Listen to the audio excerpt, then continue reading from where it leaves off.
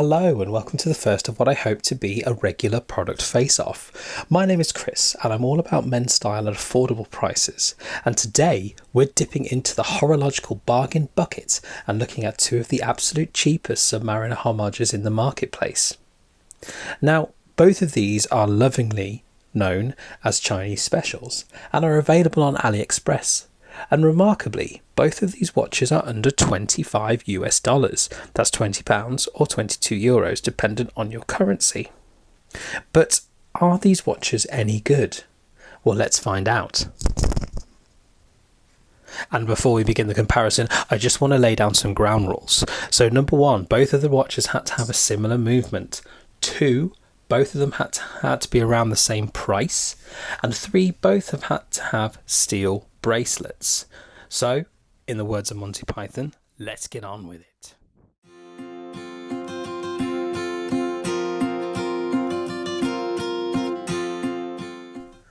So first up on the comparison line is the Tavis, and my, this is a watch that has been reviewed by so many YouTubers I've lost count.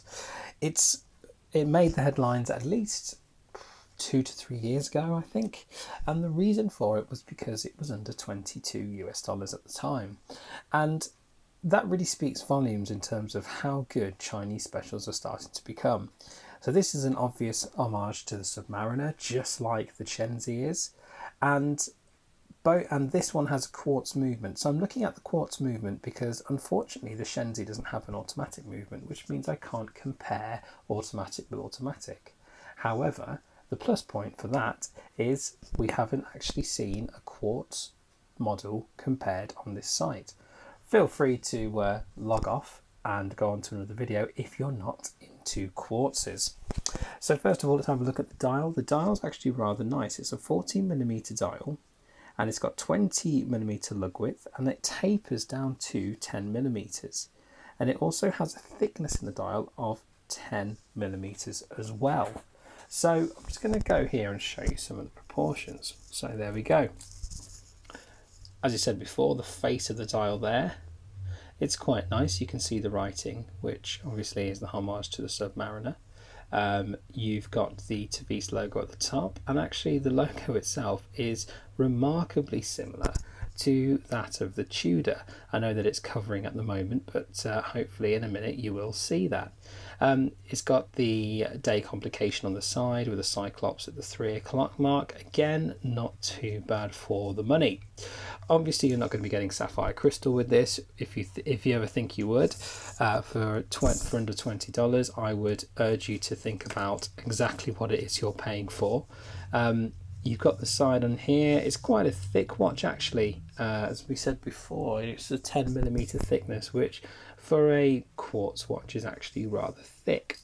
If we move on to the crown, onto the screw on this side, you've actually got a little marker on it as well, which again is the Tavis logo, which I'll bring up to the camera there if you can see. So again, it's meant to be stainless steel throughout. How honest they are with that, I'm not too sure. As you can see on the side, I mentioned before about the lug width starting at 20 and then tapering down to 10. There's quite a wide taper on there, but actually I kind of like it. And in the middle we've got the polished steel, and on the side you've got brushed as well, which again is a quite nice little tone that they've got there as well. It makes it feel a little bit more expensive than it is. It's got a nice weight to it as well, and the bracelet, the clasp at the bottom, which has again the Tavis logo on there. You can see what I meant by the Tudor logo. It seems to have imitated that in some way or another. So it's a push down screw to open up. So you can see, very easy to undo. But to be fair, I mean, for the price, again, it feels somewhat secure. There is some wobble on there. You'll probably see that a bit more when it goes on the wrist. And here it is on my 7.5-inch wrist. And I have to say, it does look kind of nice. You've got the bracelet on there. As you can see, this is what I meant before by it feeling a little loose. But otherwise, yeah, it feels okay. It's about 116 grams once I've taken 2 pins out in order to make it more accessible. But, I mean, again, you can't fault it for the price. And finally, there's just one more shot of it on there on my wrist. And again, I have to say, it does look more expensive than it's worth. Now, before we finish this one off and move on to the Shenzi, there is one thing which I haven't actually done before. So let's have a look at the bezel action. Yeah, bezel seems okay. Nothing to write home about. Quite a bit of back play, as you can see the movement on that there. Not as much spined as I've seen in some of the videos of the mechanical, but there still is quite a bit of back play on that there. But then again, it's what you're getting for the price. The one thing I don't like about this is the clicks. You can see that, if you can hear it. Doesn't feel like it's moving properly. It feels like it's grinding against something. But then again, that's a common comment as well about the bezel action on the Tavis. And again, you're looking at an aluminium bezel.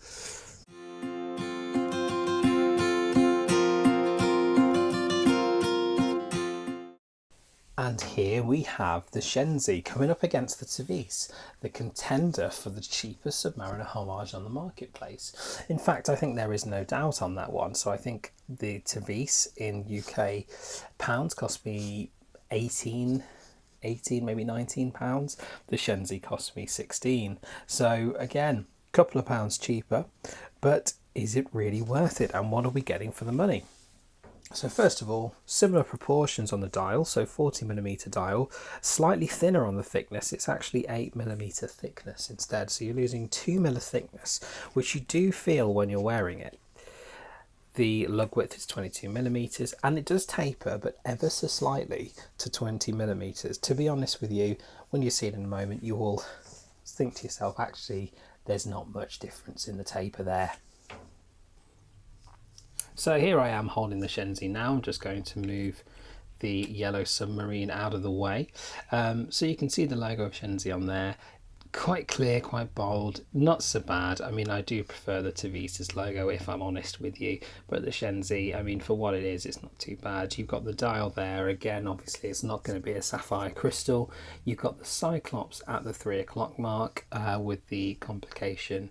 The day complication there. One noticeable difference is you do also have a 3 o'clock marker on this one, whereas in the Tavis there wasn't one.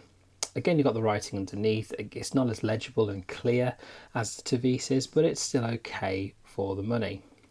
So moving on to the crown on there, it's just a standard crown. There is no logo on there.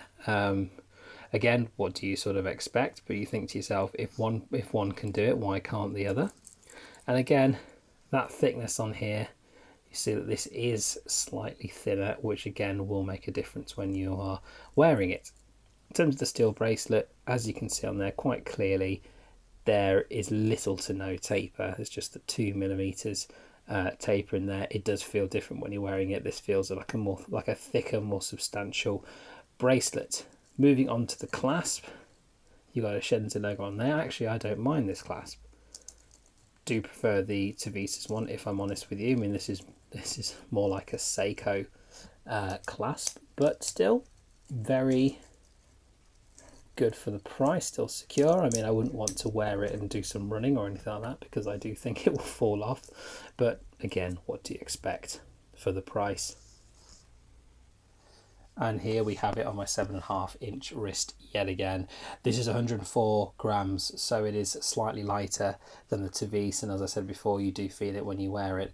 I do have to say that although I prefer the face of the Tavisi, if you move down the side, it does, in my opinion, look okay. It looks slightly better than Tavis. I might change my mind on that later, all until you go here and then you think the Tavis is better. It's polished on the outside, brushed in the middle, so again follows a slightly different path from the Tavis, which is polished in the middle and brushed on the sides. But as you can see, fairly good. So here's one bit that is a notable difference between the Shenzi and the Tavis. So this is the bezel. I actually prefer that. I think that sounds really good. For the price, that bezel sounds really good. And here's another thing with it.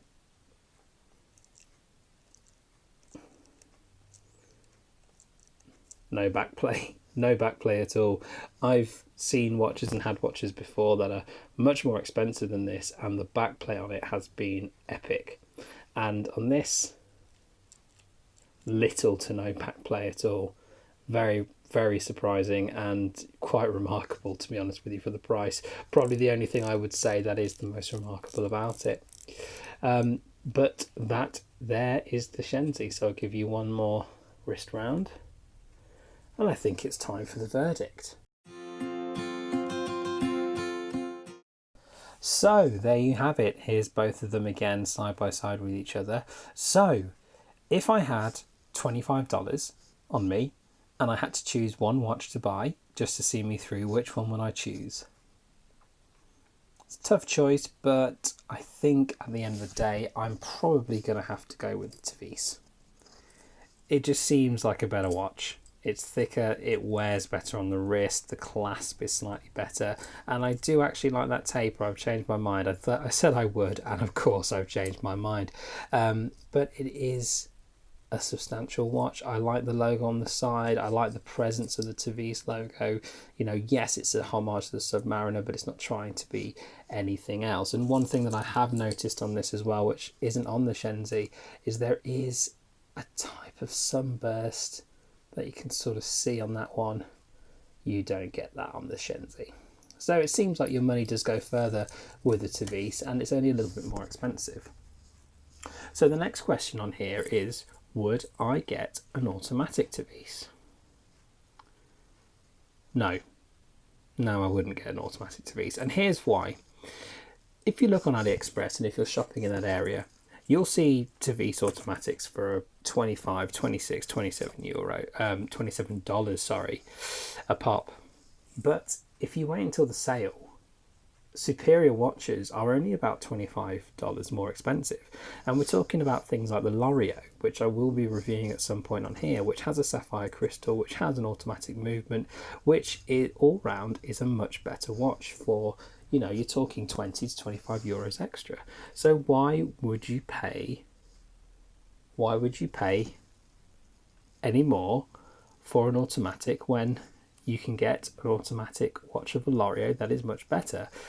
You've also got the Pagani, you've got other brands as well. And actually, if you prefer quartz watches, there are some really good quartz watches that are available in this size and the Submariner homage as well. A Sterling is one of them. So I wouldn't get an automatic of this one. I would save up and get another automatic. What I would say these ones are good for is if you need something for the short term, you want to have the feel of a nice diver's watch, but you want to save up for a good one coming up as well. Get one of these. They'll see you through. They'll get you into the idea of what a diver's watch and a Submariner homage looks like. Save up your money. Get a really good one that you can wear on your arm with pride, and get a Tavis if you want to for the meantime, just to see you through. That's my 5 cents on it anyway. So there you have it. After all of that put together, you have the Tavis, which sort of wins it, not by much, but I do think is the more superior watch. The only thing that I said the Shenzi was much better in is, of course, the bezel. So what do you think? Do you agree with me? Do you think the Tavis is a better watch? Do you also believe that you should save up a bit more and get yourself a nice automatic watch, a mid-range one for under $100? Let me know in the comments below. And if you like this, please leave it a like and subscribe. More videos of this will be coming out. Thank you.